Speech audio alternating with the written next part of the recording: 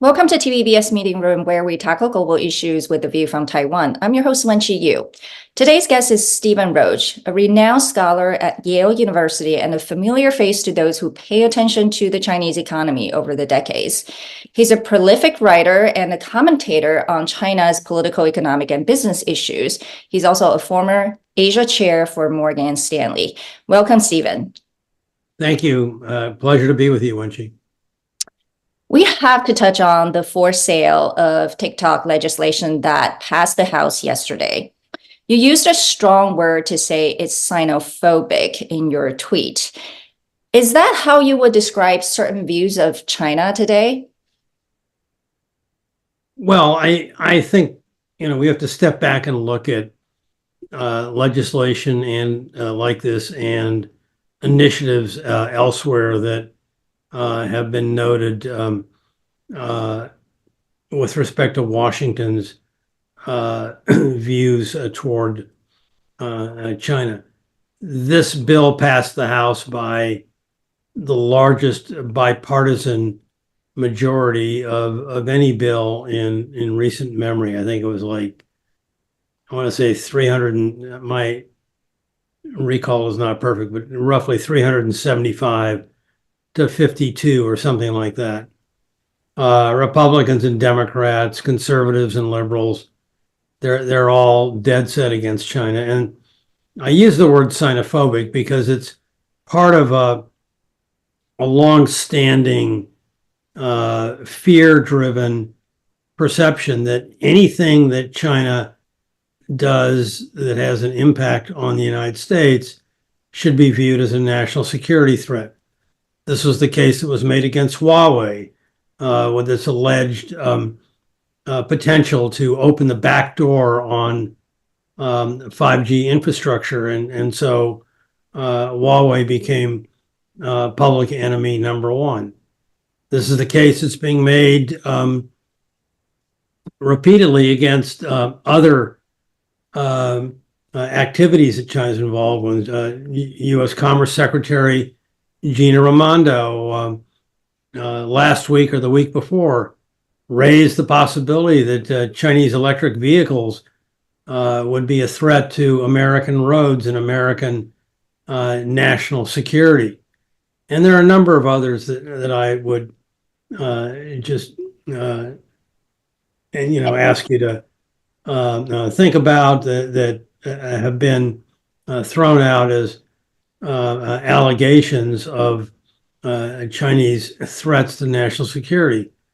I think it is really interesting, right? Sort of what we're seeing is almost like a culmination of a long time of it almost has become a very convenient scapegoat or, many other things that people can just use China as a way to galvanize domestic support, whether it's politically or even business. But also China, is not doing well.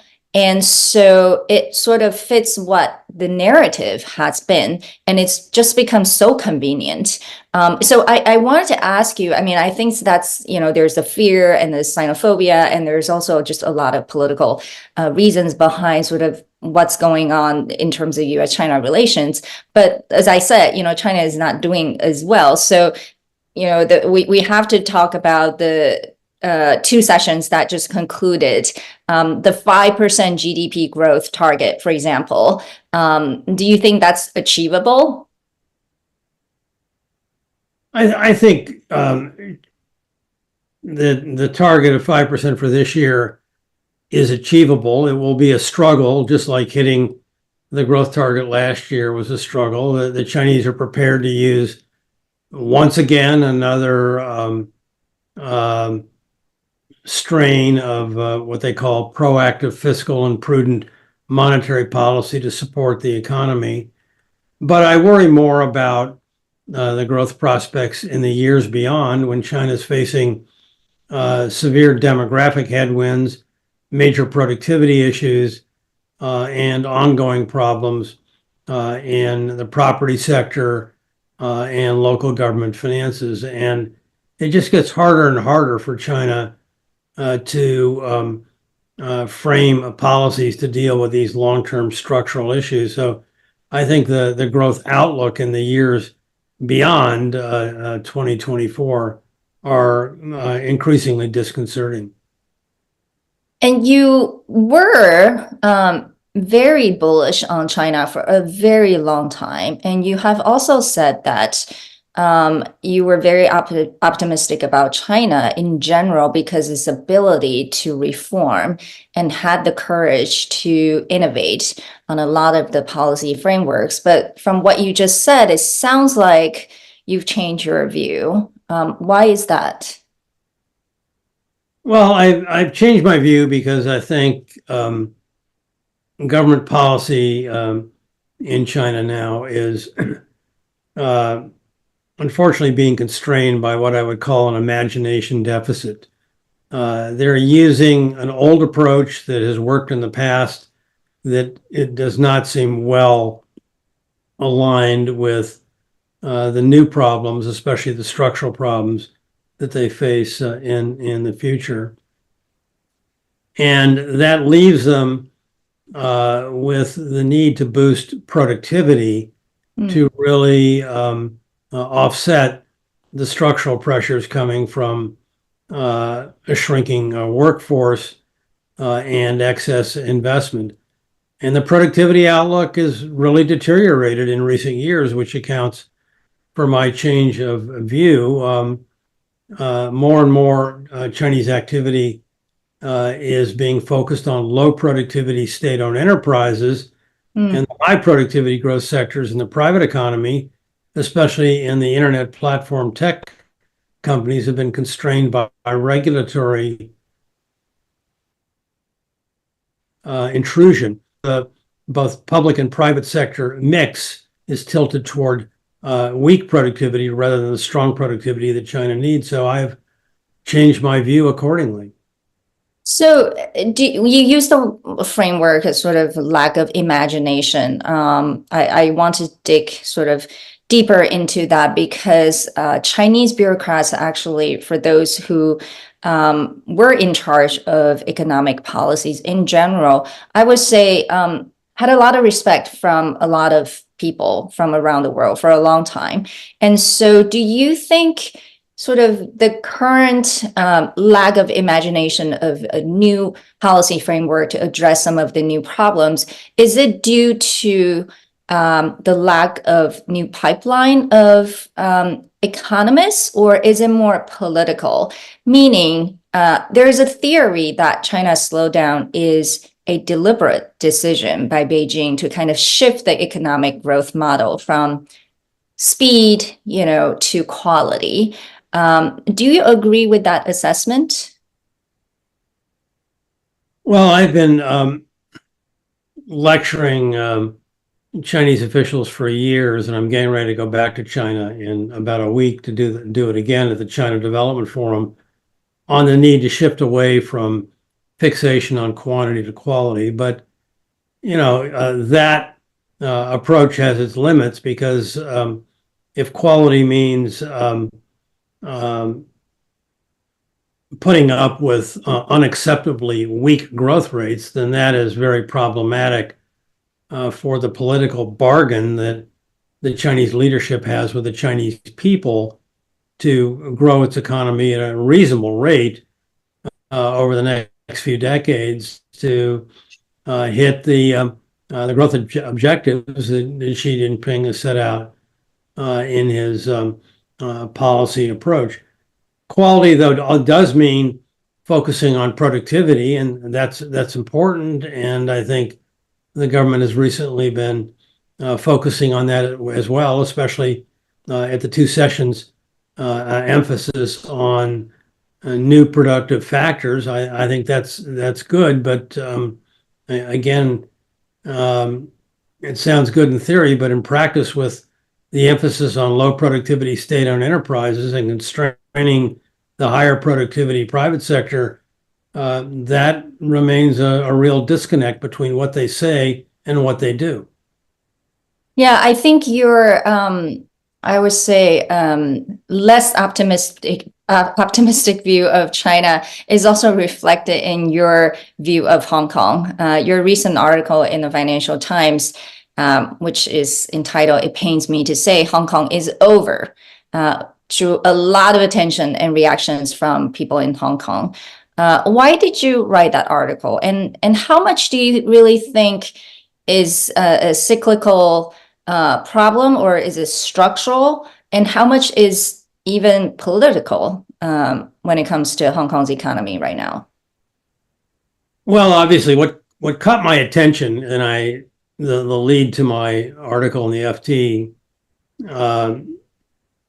stressed this, was that when I wrote it in early February, the Hang Seng Index of the Hong Kong stock market had returned to the level that prevailed in July of 1997, when the handover occurred from Great Britain to the PRC. And so for the what had been the world's fourth largest, now the fifth largest stock market, goes nowhere in 25, 26 years, that gets your attention. And that forced me to think about the drivers of Hong Kong. And I really addressed three issues. Number one, the very tight economic linkage with China, and Hong Kong is going to go nowhere in a weak Chinese growth climate. The numbers show that very clearly.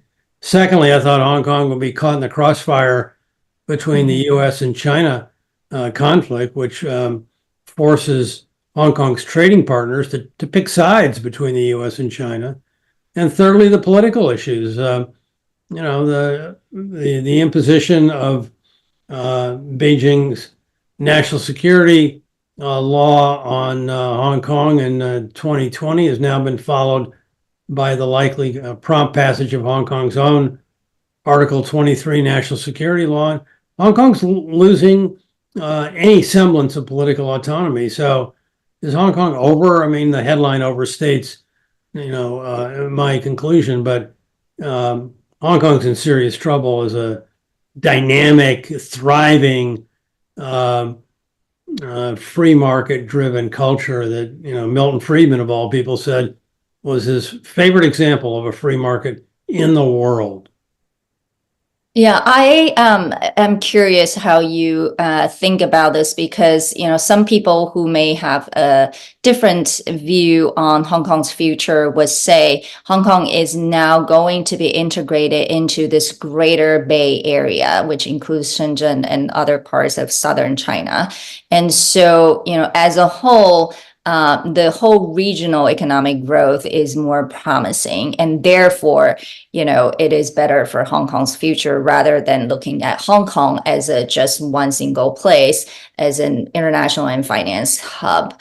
How would you respond to that kind of view? Well, let me just say that there's been very intense pushback on the article that I wrote. Many reactions and people. I've heard a lot of strong reactions, and that's one of them. And so I wrote a rebuttal to the criticism in the South China Morning Post a couple of weeks later, and I pointed out that the Greater Bay Area is certainly has great potential as an integrated urban center in driving growth in China. But, is this going to be Hong Kong's savior, or is this going to just turn Hong Kong into more of a marginal player in China? There are two bigger cities, two more dynamic cities in the Greater Bay Area, not just Shenzhen, but also Guangzhou. And I think the risk is that Hong Kong, if all it's got to fall back on is the Greater Bay Area, then it does risk becoming just another big Chinese city that undermines its character and its dynamism and its spirit. Well, when you look at Hong Kong over the last few years, it's hard not to think about Taiwan. And so what would you say are the lessons learned if you were to advise Taiwan? Well, there's the similarities, and then there's a lot of differences. Taiwan is larger, with a far more dynamic source of growth in its tech area, especially its world-class semiconductor platform. And so Taiwan has optionality that a services-driven Hong Kong does not have. But the obvious lesson is political. Hong Kong became unhinged with the demonstrations of late 2019, and that prompted a response from Beijing to impose controls over the growing examples of political instability that bordered on property destruction and anarchy. And should similar conditions take place in Taiwan, then obviously there would be a strong political response from Beijing as well. And Beijing has made it very clear that if you want to talk about red lines, there are some obvious and important red lines on with respect to Taiwan that will prompt action. Well, the Taiwan issue is the red line issue between U.S. and China. And you, in your latest book, Accidental Conflict, you believe that false negative narratives between China and the U.S. may lead to an accidental conflict. Can you elaborate on that thesis, especially on the China side, since we're very familiar with sort of the false or lack of complete information about China on the U.S. side, but how were the narratives created in China these days about the United States?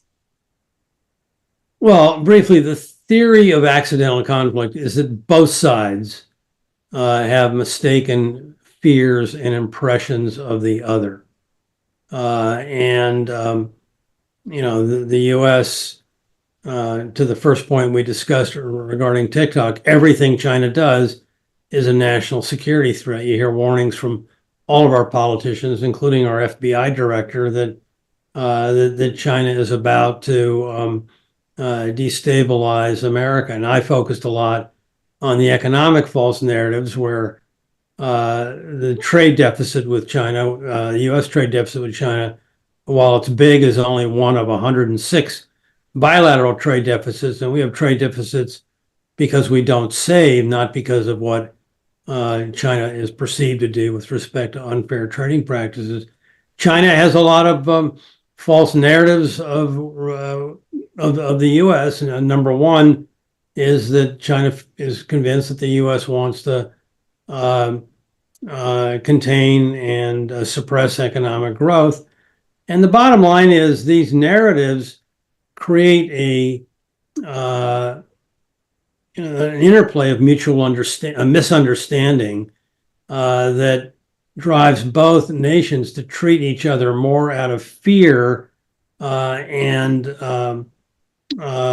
impressions that do not really align with reality, so that when a spark comes along, whether it's problems in the South China Sea or the Taiwan Strait, then they can immediately escalate and get out of control and lead to accidental conflict.